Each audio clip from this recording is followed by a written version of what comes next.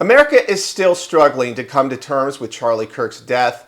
They are trying to make sense of what seems to be the senseless to them. And the media noise is being ratcheted up to 11 to try to obscure why this heinous attack happened in the first place. There is not only a lot of confusion about what happened, but there's a lot of misinformation, and it's coming directly from the left-wing media, from cable news outlets, and we are going to really get to the heart of this and break it open and make it indisputable about what happened to this young man, Tyler Robinson, to turn him into one of the most notorious assassins in American history. But before we get into that, please like, share, and comment at Explain America. Join us. We appreciate your support for common sense journalism. Now, Tyler Robinson is a former college student at Utah State. He was an electrical engineering department student at a nearby Utah Valley college.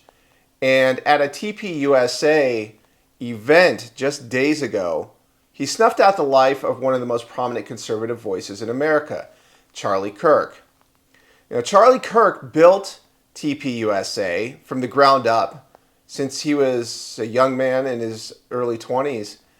And he really rose to prominence with his ability to network, with his bold approach to going to America's radicalized universities to try to question students about why they believe what they believe and to show them another alternative, mainly from a red, white, and blue, patriotic, Christian, God-fearing, conservative point of view, which was very alien to a lot of students and not welcome at nearly all universities. They hadn't seen this kind of voice before, and in much the same way that Rush Limbaugh was an influence on Americans growing up in the 90s, late 80s, early 90s, and all the way up until he left us just a few years ago. Charlie Kirk was starting to make inroads, and he was very influential in persuading, especially young men, to abandon the Democratic Party. So you can see that with the Gen Z political views that they had increasingly, men in particular, had been leaving the Democratic Party and pushing more towards Republicans, some, of course, becoming independents. And this was a threat to the radical left stranglehold on our universities and the little indoctrination camps that they've set up there that try to keep young students in a bubble, protect them from conservative views by not welcome any alternative viewpoints in the classrooms or outside of the classrooms and public forums, by cherry-picking their syllabus and making sure to leave out any particularly persuasive contrarian views to the radical Marxist or neo-Marxist, to be more accurate, curriculum that the professors have almost universally instituted in our schools. So the lack of diversity of thought had been one of the major defining factors of modern university life. And so Charlie was very much not just acting as a gadfly, but as a direct threat. And of course, you saw this happen with Socrates when he was in ancient Athens. Of course, we all know what happened with him. As the story goes, he was twisting the minds of the youth, turning them against the Athenian traditions. And he had to die by hemlock poison in his ear. And of course, Plato recounts what happened in the case of Socrates. So Charlie Kirk was a gadfly in the tradition of Socrates. Of course, they had very different views about the role of politics. But I think Charlie was very old school in some of his traditions. And I think he was well versed in Aristotle and in Plato and was carrying on his Socratic method with students at universities. So what we see in the backdrop of this is that Tyler Robinson, well, he came from a traditional home, and his parents seem to be conservative by all accounts. And one of the classmates who knew him came forward and really gave a strong description, a very poignant one. He didn't go into much detail, but he put out a yearbook and showed Tyler Robinson and described him as a Reddit kid. Watch. I went to school with this Tyler Robinson kid. I'll show y'all. That's him right there, Tyler Robinson. I'm not trying to clout chase, make this shit about me, but I'm not gonna say I knew this kid really well. I didn't know him very well at all, but I definitely saw him for 3 straight years in high school. And the best way I could describe him is just like a Reddit kid. I don't know, I feel like if you were in high school around that same time, and even probably now, 2018, and then those kinds of kids, but that's exactly what he was. All I'm gonna say is this is the kind of shit that happens when you spend way too much time online, and all of a sudden your beliefs are all the way this way or all the way this way, and you do some dramatic shit to please these people that are not your friends. This internet shit is seriously no joke. So this testimony goes straight to the heart of what we're seeing, and that is social media is playing an increasingly influential role in the formative political experience of young persons, particularly Gen Z. And if you go to Reddit, you are not allowed to be pro-Trump. You're not allowed to be conservative on a lot of issues. And you will be absolutely removed quickly. So there is no counterbalancing to their viewpoint, including in terms of political violence. And if you look at Gen Z, their tolerance for political violence against elected officials, and I would add this would certainly translate to prominent influencers, public voices, or public intellectuals, it would also translate pretty closely, and maybe even less tolerant for it. It's hard to say, but from this data, it points in that direction that Gen Z is very tolerant, and to go a step further, they're not only tolerant of it, a lot of them applaud it. Now, I saw a very disturbing video of North Texas University, and students were almost universally either approving of Charlie Kirk's assassination or acting like they approved of it, except for one person who spoke out about it and who was shamed for speaking out against political violence.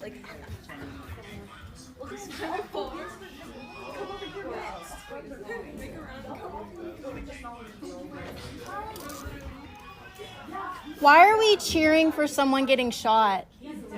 No matter what political beliefs are, we should not be cheering that someone got shot. He has a family. We do. I value everyone's beliefs, but we should not be cheering as a class that someone got shot. He has a family. He has a family. He has a family. Yes, and who shot them? A transgender person. Oh, so that's what it is. Yes. It doesn't matter. You should not be cheering that someone got shot. What do you mean? You just pointed out the fact that they were transgender. What about straight white? Yes. You should not be cheering that someone got shot. So that should give you an idea of how twisted and warped our radical Marxist universities have become. And it gives you an idea of why atrocities happen in socialist countries. When socialist parties get almost unilateral control or totalitarian control over a country, you see severe repression, eliminating all alternative media voices, for example. And in extreme situations, depending on the leader who comes to power, you see atrocities. You see crimes against humanity. And I think that we got a very window into that dark future we have in this country if we don't address these things in an intellectually honest way. So when we see the intellectual dishonesty in the media, in CNN and MSNBC's reportage, and I will put an important footnote here, MSNBC put out a public statement essentially admitting that, I'm interpreting here, but their coverage of this has been garbage. and it's not going to change their coverage on his own. I mean, we saw what happened with Matthew Dowd.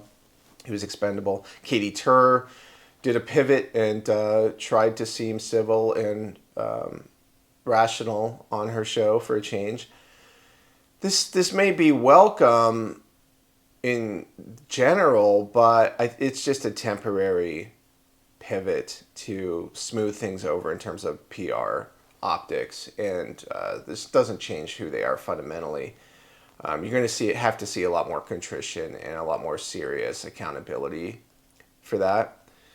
So we even saw deep fakes, if you want to call it that, of the shooter Tyler Robinson in a Trump shirt.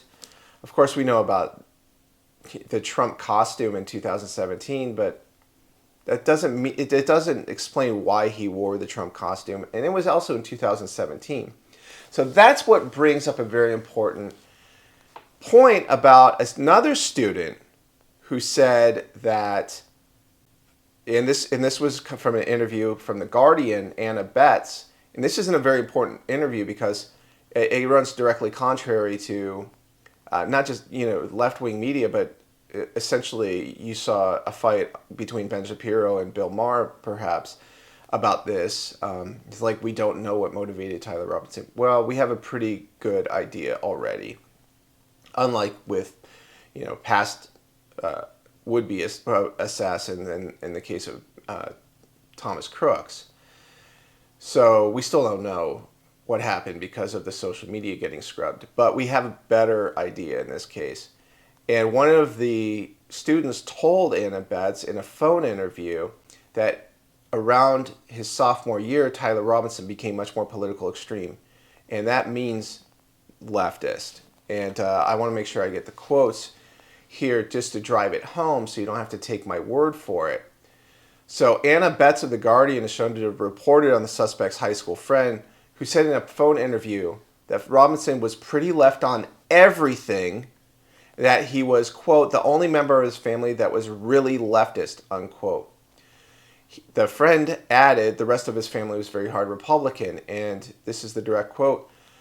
Around sophomore year, the friend said, Robinson became more extreme in his political views and would always just be ranting and arguing about them, unquote. He added, quote, I knew he had strong political views, but I never thought it would even go near that far. So, what we're seeing from the testimony of the classmates is that he was a Reddit kid, and in this sense, Reddit, again, much like we saw from Blue Sky and TikTok in some areas of it, and Threads, the vitriol, the animosity, and the hatred for anyone with different views is very pronounced there. And I think it is much different than what we see on, for example, Facebook and X and YouTube to some degree, because there is arguing back and forth, right? It could be divisive and partisan and polarizing at times. And I think even conservatives do that a little bit on the margins, where they push back. From my point of view, it's understandable that they're frustrated and they push back, and I understand that. But the main thrust of this, regardless of where you stand on this issue, is that there's alternate sides. There's debate. There's argument. You don't really see that on Reddit. You don't see it on some of these threads like TikTok or Blue Sky. There is an echo chamber, and it's a feeding frenzy effect, and people try to get clout by one-upping each other, and the environment really warps people because they just want social approval.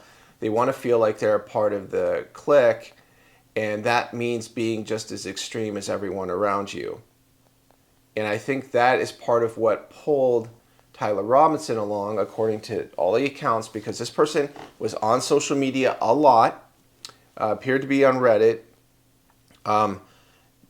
did a lot of gaming, of course. We know about the Discord messages, and again, that seems to suggest to me he might not have been a lone wolf, contrary to what Utah Governor Spencer Cox is telling us. There is evidence that suggests, and it's too early to tell, to be fair, but between the Discord messages that we discussed recently, which even had included information about a drop point for the weapon and for casings, and also the foreign intelligence chatter where we don't have perfect clarity on that yet. Between those things, it doesn't seem like he was isolated completely in this attack. So what we see from the totality of the evidence thus far is that he was radicalized partly through social media, and that when he went to college, this radicalization continued, and the gaming community, I would say in a whole, I think like it could have played a factor in this. And of course, I believe like the radical ideation of him, including the Antifa references on the engraved bullet casings. For example, Catch This Fascist was one of them. There were also some song lyrics that were from an Italian anti-fascist reference there.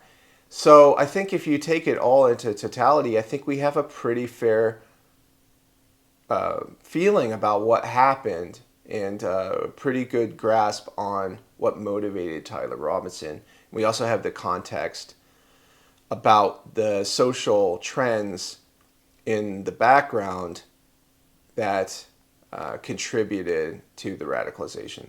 So this has been Kyle Becker with Explain America. Please provide your commentary, your insights, your facts about this case that you want to share below, and we always appreciate hearing from you.